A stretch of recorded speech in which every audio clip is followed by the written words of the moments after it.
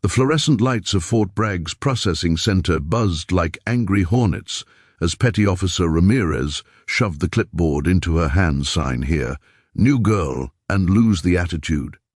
Elena Vasquez, 5'4", hair twisted into a regulation bun, eyes the color of storm clouds, didn't flinch she'd flown commercial from San Diego because someone in personnel had lost her orders.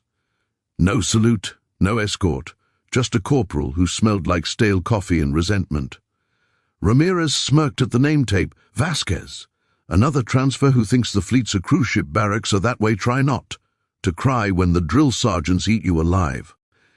Elena's fingers tightened on the pen, but her voice stayed level. "I'll manage the room," snickered. No one noticed the single silver star buried in the bottom corner of the folder she tucked under her arm.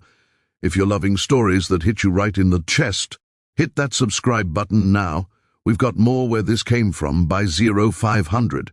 The next morning, the entire company knew the legend of the new girl who'd shown up in civvies and dared to speak back to Ramirez drill instructor gunnery.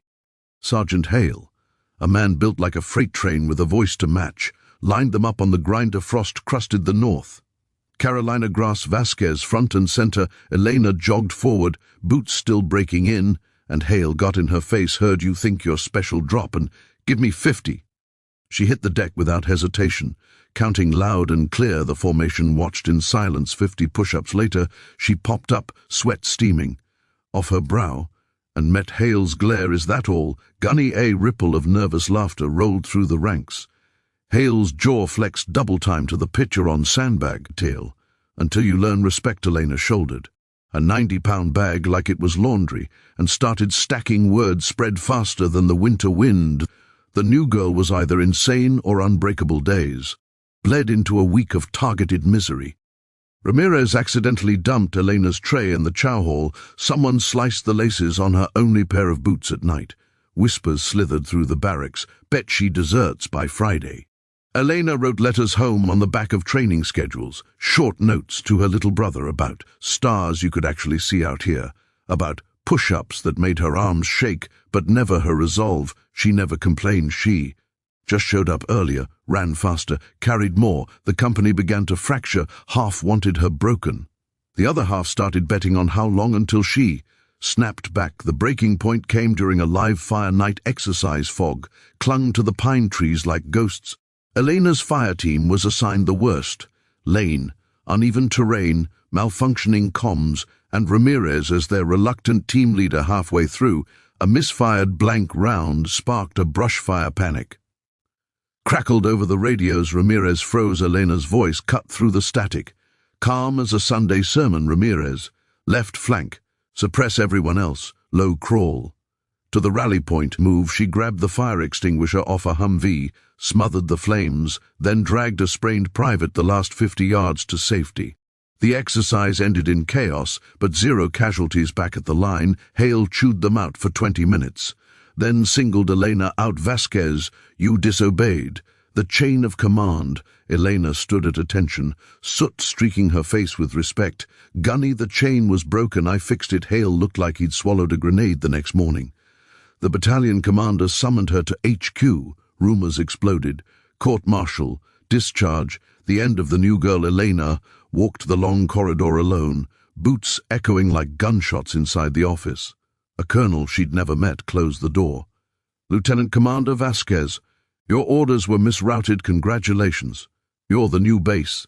Admiral, the words didn't compute. She was 29, the youngest flag officer in a decade, selected for a classified joint. Task Force the Star had been real. The colonel handed her the oak leaves, effective immediately. "And son of a bitch, you've been cleaning latrines for 9 days. Elena's laugh came out. "Shaky 10, sir. I count the weekends." Word leaked before lunch. The chow hall fell silent when she walked in wearing her service dress blues, the single star gleaming. Ramirez dropped his tray. Hale's coffee cup froze halfway to his mouth. Elena didn't gloat. She simply took the microphone from the PA system at ease. 500 heads snapped forward. "I've spent the last 10 days learning who you are. You're tough, you're proud, and some of you are bullies, with insecurities bigger than your egos." A nervous chuckle escaped, "But every one of you kept this base running while I was the new girl." So here's the deal, Ramirez. You're now my aide. You'll learn what real leadership looks like. Hail, Rangemaster for the next joint exercise. The rest of you, we start over zero grudges, but cross me again, and you'll wish you'd stayed in my sandbag pit. She paused. Eyes sweeping the room dismissed the transformation was brutal and beautiful. Ramirez showed up at 0430 with Elena's coffee, black, no sugar, and a salute crisp enough to cut glass. He still flinched when she looked at him, but he learned Hale ran the ranges like a maestro, turning grumbles into precision. The private Elena had dragged from the fire. He asked to be her driver, said he owed her his life. She let him evenings. She walked the barracks unannounced, sitting on footlockers to hear the real stories. Divorce papers in the mail, kids they hadn't seen in a year, dreams that felt farther away than home. She listened more than she spoke. When she did speak, it stuck. The real test came 3 weeks later. A Category 4 hurricane barreled up the coast. Evacuation orders blanketing 3 states. Fort Bragg became the hub for 20,000 displaced civilians. Power failed. Supply lines collapsed. The base admiral still called New Girl behind her. Back now with affection was everywhere. She commandeered a warehouse into a shelter, rerouted fuel convoys, stood in the rain for 12 hours straight coordinating. Choppers. Ramirez held an umbrella over her until she told him to help the medics instead. Hale organized work parties that didn't stop for sleep at the lowest point.